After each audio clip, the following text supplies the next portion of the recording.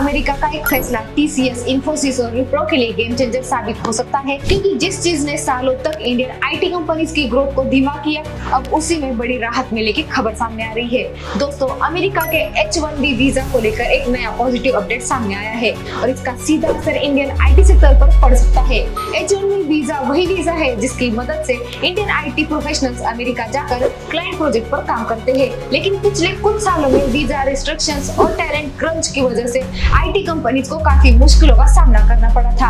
अब अगर visa process आसान और तेजी हो सकती है, तो टीसीएस, इंफोसिस और विप्रो और HCL टेक जैसी कंपनीज अपने एम्प्लॉयज को अमेरिका में प्रोजेक्ट्स के लिए ज्यादा आसानी से भेज पाएगी और यही से शुरू होता है एक असली फायदा।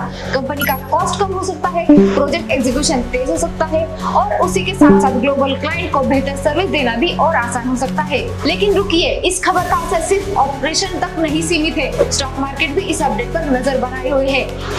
क्योंकि अमेरिका ने आने वाले रेवेन्यू इंडियन आईटी कंपनीज के लिए बेहद महत्वपूर्ण होते हैं। जब बिजनेस एनवायरनमेंट बेहतर होता है तो इन्वेस्टर का कॉन्फिडेंस और बढ़ जाता है और यही वजह है कि मार्केट एक्सपर्ट मान रहे हैं कि ये खबर आईटी स्टॉक के लिए एक बड़ा सेंटीमेंट बूस्टर साबित हो सकता है। लेकिन सबसे बड़ा सवाल ये है कि क्या सिर्फ एक शॉर्ट टर्म एक्साइटमेंट है या फिर इंडियन आईटी सेक्टर के लिए एक नई ग्रोथ स्टोरी की शुरुआत हो रही है? आपको क्या लगता है, टीसीएस, इंफोसिस और विप्रो में से कौन सी कंपनी इस बदलाव का सबसे ज्यादा फायदा उठा सकती है? कमेंट में अपनी राय जरूर बताएं और इसी मार्केट के अपडेट्स टाइम टू टाइम जानने के लिए इस वीडियो को जरूर सब्सक्राइब करें।